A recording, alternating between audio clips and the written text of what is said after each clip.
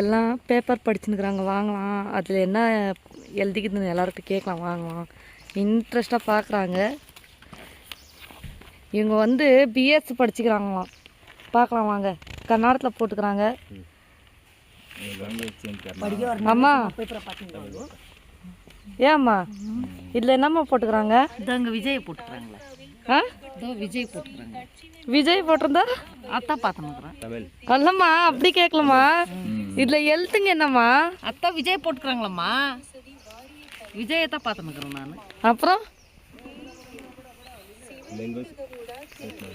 அப்புறம் எழுத்துங்களை படிக்கலையா நீ? இவ்வளோ நேரம் ஹீரோ யார் போட்டுக்கிறாங்கன்னு பார்த்துனுக்குறது.